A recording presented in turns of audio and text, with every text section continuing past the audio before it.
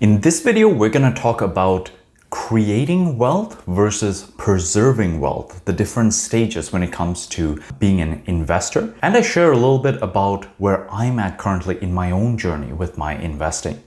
So if you're new to this channel, my name is Kokan, and in this channel, we talk about real estate investing, career building, as well as money management. If those are of interest to you, consider subscribing.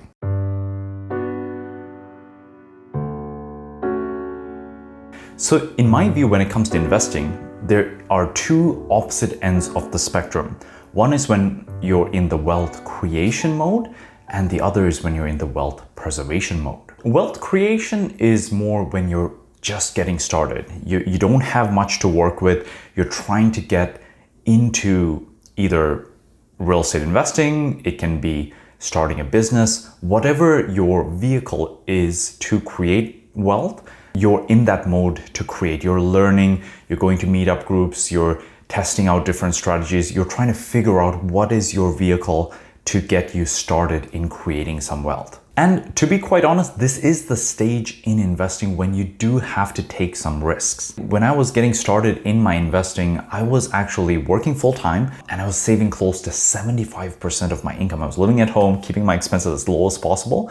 And that initial savings formed part of that first down payment that I had when I bought my first rental property. So I had to sort of scrimp and save and just really figure out how I could get started in this wealth creation journey. And I don't want to say that real estate is the only way to creating wealth. A lot of people have built considerable wealth by starting businesses, whether it's a franchise, whether it's, you come up with your own idea, you create a business. There's a lot of wealth to be created in business.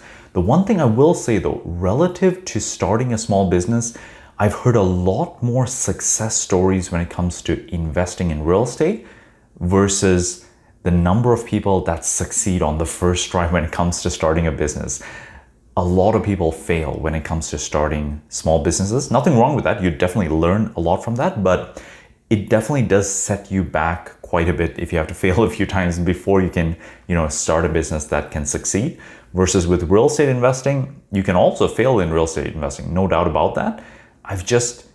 There's a lot less opportunities to fail when done thoughtfully, right? When you buy a cash flowing property and you hold on to it, generally speaking, it's a lot harder to fail. So when it comes to real estate investing, if you are in the wealth creation end of the spectrum, this is when you have to take some more risks. And what I mean by that is this: you have to get a mortgage when you buy a rental property. Some people don't consider that a risk, but you know what? It is borrowed money. It is leverage. It is one form of risk.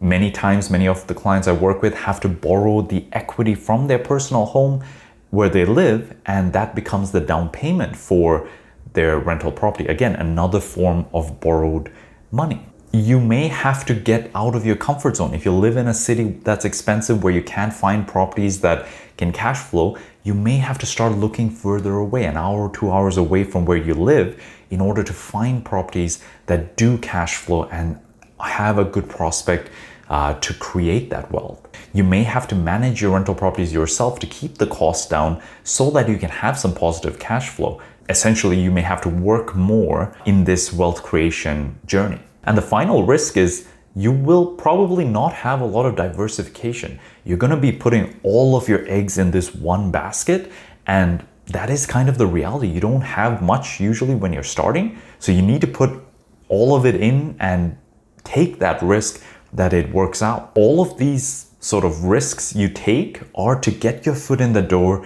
get something working for you to create that wealth for you. If I can give you an example, all of my clients that purchase properties with me, rental properties, more than a year from today, have enjoyed in the last 12 months a 12% appreciation. The Niagara region and the Hamilton region, where I focus a lot of my work on, has appreciated by 12% on the value of their houses. So if you bought a property with a 20% down payment, you likely made a 50% plus return on your investment just the last year alone. But I definitely took all of those risks I mentioned to be able to purchase that property to get those benefits. And I'm not saying that every single year is like this. In fact, I doubt every single year moving forward is going to be like this, but occasionally it comes along and it's just that boost to help you create some wealth. And specific to real estate, I'm a huge fan of cash flowing properties for all of those risks that I mentioned. This is why I feel it's so important to have cash flow positive properties.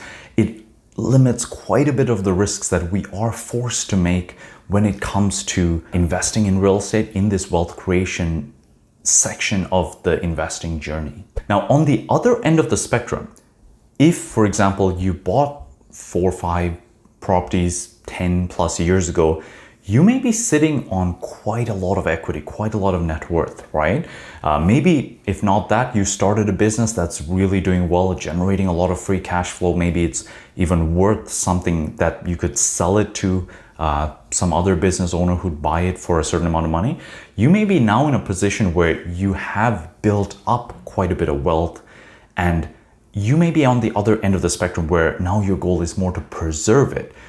To me, a quick rule of thumb to know whether you're at this stage yet would be to look at, do you have a net worth in excess of 20 times of what you may need to spend in a given year to live on? At that stage, you're now in a point where you can probably comfortably retire if you wanted to, and use your net worth in your business or in your real estate, in your rental properties, to create an income. And you may have to start using it up, so you may have to sell off a rental property here or there, but you're now at that stage where you've created enough wealth that you can live off of it. So if you're in this wealth preservation stage, your decisions may be quite a bit different from the investor getting started who's trying to create wealth. If you're in the wealth preservation stage, you may actually, for example, if you have 5 properties, you may sell 2 or 3 of them off to pay off the mortgages of the other 2, so that you have a smaller portfolio fully paid off that's generating a lot of free cash flow. This is the stage, if you haven't already, it would make sense to hire a property manager, take back your time and have someone else deal with all the day-to-day that goes to managing these properties. This is also the time maybe it makes sense to diversify. Instead of paying off those mortgages in that example, if you have 5 rentals, all of them with significant equity, maybe you start selling 1, 2, 3 of them off, take your equity and you put them into index funds, or you put them into some other investment that's, uncorrelated to real estate, so that if something were to affect the real estate market, now your wealth is diversified across different asset classes. See, the difference here is the goal is no longer simply to create the most amount of wealth, but rather to preserve it. Finally, a big part during the wealth preservation stage is also to really consider, what do you want this wealth to do for you? And it may be time to start taking some of it. Maybe you sell off a property, put the funds into index funds, and then you start taking an income from it. Or maybe you donate it to a cause that really matters to you.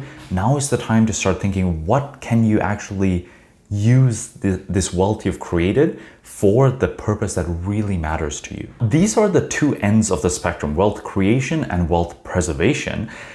You will likely find that you're not at either end of the spectrum. Many times you're going to find yourself leaning one way or the other, but you still want a little bit of what's on the other side. So for example, in my case, I've created some wealth in the rental properties that I purchased early on in my investing journey.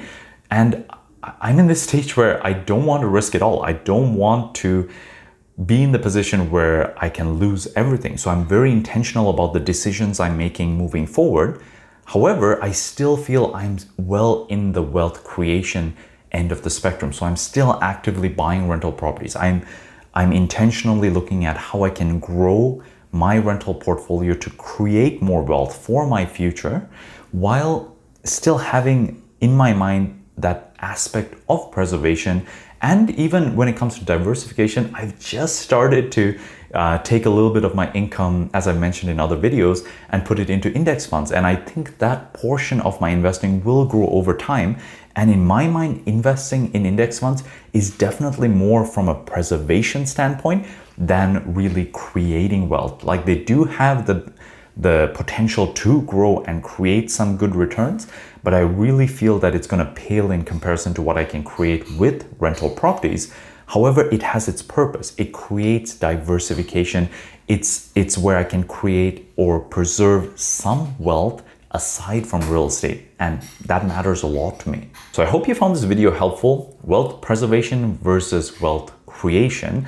Let me know in the comments below, where are you in this spectrum and how has that affected the decisions that you've chosen to make? Because I feel when it comes to investing, it's a very personal decision. You really need to decide what works for you. And instead of comparing ourselves to, someone else who's done something much, much better than us, it's highly valuable to just focus on what do we want to create in our lives when it comes to our investing, when it comes to creating some wealth to allow us to retire, to allow us to fulfill our goals, and then be hyper focused towards that. So until next time, all the best.